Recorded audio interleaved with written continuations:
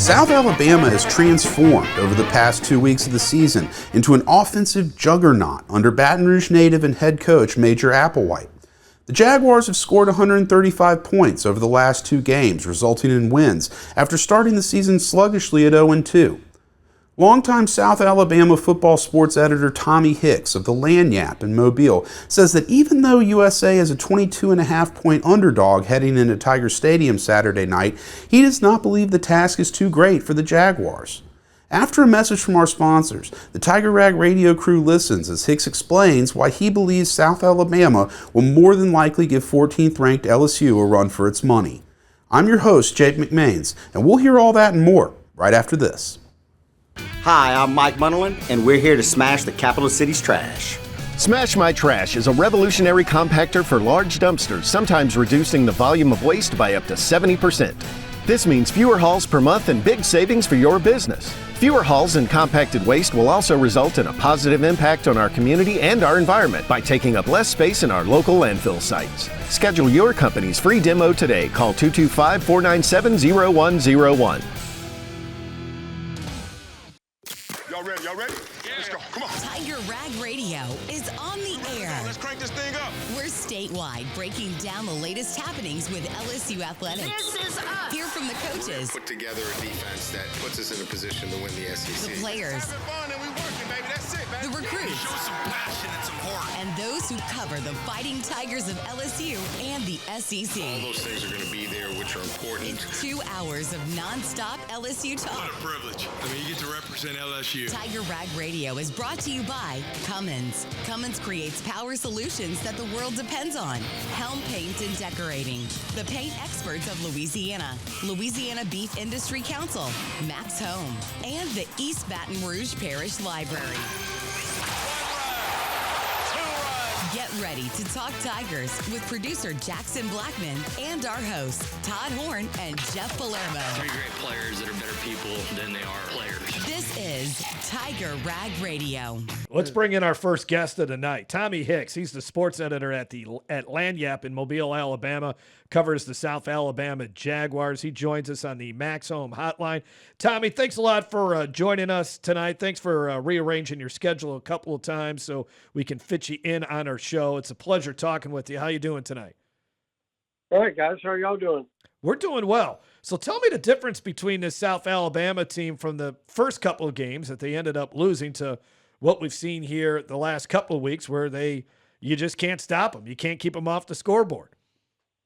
Yeah, it has been quite the change, and certainly even people here that follow South have recognized the differences between the first 2 games and the second 2 games. I think a lot of it is just the fact that on defense they had to fill 8 spots in the starting lineup. They lost all of their linebackers, and then they also lost a guy, linebacker Khalil Jacobs, who went to Missouri and is doing well at Missouri.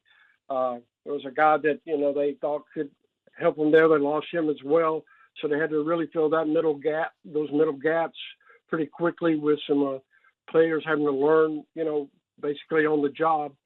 And then offensively, it was just they always had some guys with some talent. They've added some more.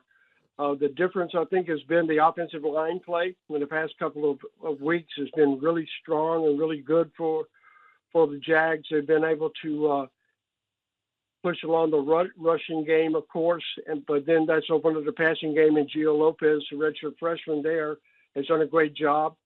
And that's also opened up the doors for the true freshman, Bothwell, the running back, who's not going to be redshirted, I can tell you that. And he's stepped forward for them in a big way. But they're really deep at that position.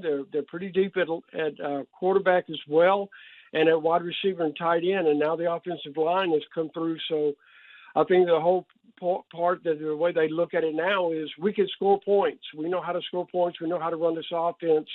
Can the defense keep up? And last week against App State, a team that was picked by some to win the Sun Belt this year, they dominated them from the get-go. And so defensively, they were really strong. So it's going to be interesting to see how they handle the step up in competition. Obviously, 102,000 people.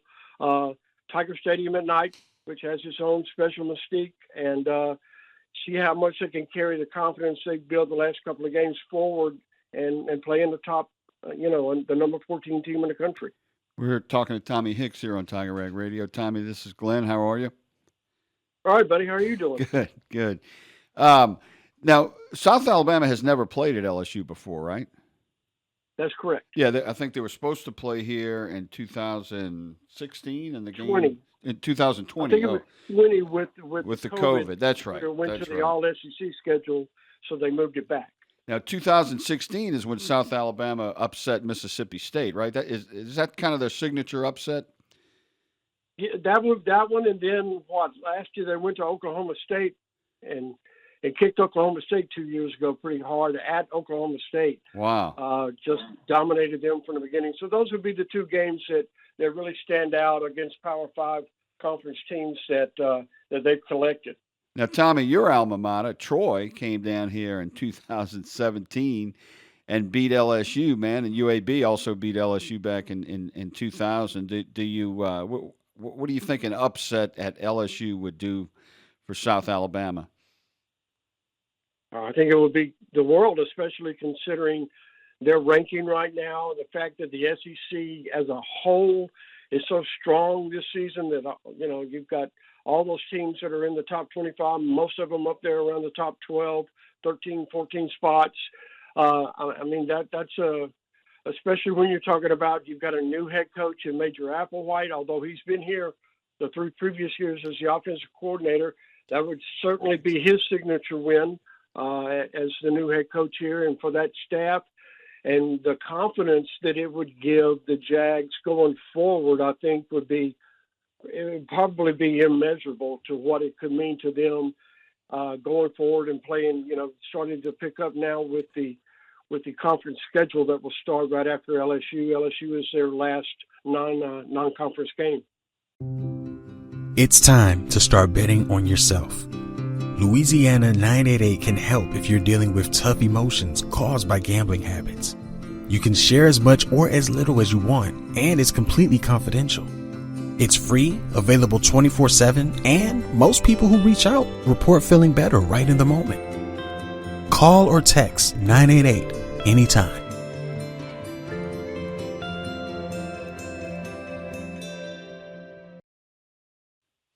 Well, Tommy, speaking of Tiger Stadium and how loud it can be, what you used to cover the SEC at large for the Mobile Register when we worked together in the 90s. What a great time it was. What do you remember about Tiger Stadium? What's that? Seems like a century ago, doesn't it? It does, man. What were some of the top games you covered at Tiger Stadium over the years? Well, I was there when it appeared that LSU was going to break that hex with Alabama, and then Alabama came back and scored a couple of touchdowns late. I don't remember the year there, but they ended up coming back in. Oh, that was 98. Yeah, that was 98 with Jerry DiNardo. That's right. Yeah, and I was there for the game, which is one that's the sound that broke the sound. They got you're talking about the earthquake? The earthquake against Auburn. That's right. You were covering Auburn at the time. So that was 1988. Yeah, so I've been to a lot of really good games there. I mean, that's a great place to watch a game and be a part of college football. It is a different place at night, and it's certainly going to be that Saturday night. I think it's going to be a lot of fun just to see, and hopefully it's a competitive game, and both sides come and bring what they've got, and let's see who's going to win. I know who's favored, quite obviously, and for every good reason. But I think it's also a chance where South Alabama could make a name for itself, and if it gets some things going right and they keep the confidence going in that offense, turning out points, I think it could be an interesting evening. Hey, Tommy, let's talk about that a little bit, because LSU is surprisingly in my mind, a 22.5-point favorite right now, and they've put the over/under at 65. So they're somewhat expecting a shootout. What do you think that South Alabama has to do to be as competitive and as much of a threat as they have been the last 2 weeks as opposed to the first 2 weeks of the season when they lost to North Texas and Ohio. Yeah. Well, they're going to have to be strong up front again like they were last week at App State on both sides. I mean, the offensive line has to give Gio some time to throw and give Fluff and the other running backs some room to move, open up some holes there. And, that's going to be a tough task for them, especially against that defensive front that LSU has. And then on the reverse side, that defensive front and the linebackers especially, that front group is going to have to play really hard and play with their eyes. They've got to be very, very conscious of what they're looking at and seeing plays and then reacting to it and not letting, plays break down behind them or in front of them and letting LSU have explosive plays. They've got to limit that. If they can do that, I think, this is an offense that's proved itself that the confidence of any group on the team that's high right now, it is with that offense and what they can do as far as moving the football. So if they can get some points going early and they get that work from the guys up front, I think they can have, they can be competitive in this game and possibly win this game. Now, I know that's not going to be a popular thought, and I'm not saying that's what's going to happen. Maybe every time you look at the odds makers and they put different points on it, you say, what are they thinking? And then things fold out, and those guys are right a lot of the time. But I am interested to see how they handle the atmosphere, how they handle playing in that kind of environment with the crowd getting behind the team and being really loud and 102,000 people. It's a lot different than most of the stadiums that the Sun Belt teams play in. So that's going to be quite a different atmosphere for them to take on. So, but I think it can be an interesting game, and I'm hopeful that it's an interesting and competitive game. Trains are everywhere. You should always expect one, even on private property. Only cross tracks at designated crossings that fit your equipment. If you don't fit, don't commit. Look, listen, live. One of the big questions I have when I look at the stat sheet, and I've seen some, I watched the Appalachian State game and I've watched some highlights of South Alabama, and they seem to be somewhat susceptible in the secondary, and they don't put a lot of pressure on the quarterback. And LSU's got a pretty strong offensive line when it comes to pass protection, especially. Yep. How are they gonna combat Garrett Nussmeier, who's throwing for over 300 yards a game right now? Yeah, I mean, that's going to be the key. I mean, can they get pressure on the quarterback? They haven't done that very much at all. They did that a little bit against App State, but Northwestern State, they really didn't do that. They just kind of stopped them at the line of scrimmage. So they just didn't allow the quarterback to get out and get free. And he got rattled there after falling behind pretty big, pretty early. So he was forward there. Their offensive playbook diminished a great deal, and they weren't able to do a lot of things that they wanted to do, probably. So I think that's going to be the key. Can they get pressure on the quarterback? Can they make things happen and force Nussmeier into at least cutting down the time that he's able to stand back there and get a guy free? The secondary was one of the groups, is probably next to linebacker, the position group that was hit the hardest by either graduation or by transfer portals. There's two guys that were starters last year are now with SEC teams.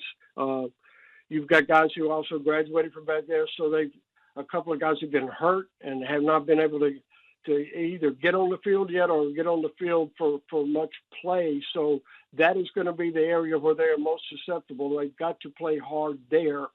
App State was a team that wanted to run the ball more than throw it, although they've had good success with both this year. And South was able to make some things happen there up front, and they kept their eyes right in the secondary and kept the play in front of them. Will they be able to do that against LSU, and will they be able to do that consistently is going to be the big key. Tommy, thanks a lot for joining us tonight. We really appreciate it. Have we got a September for you? Your East Baton Rouge Parish Library has 3 opportunities to meet author Jerry Pallotta, famous children's book author of Who Would Win? See art by Clementine Hunter and enjoy the sounds of the Baton Rouge Concert Band. These are just a few of the special things happening in September with your EBR library. Details are at ebrpl.com. That's ebrpl.com. All right, that'll be it for today's episode. Thank you to Tommy Hicks, Jeff, Todd, and Glenn for the discussion. We'll be back later this week, but until then, stay tuned to TigerRag.com for all your latest LSU sports news.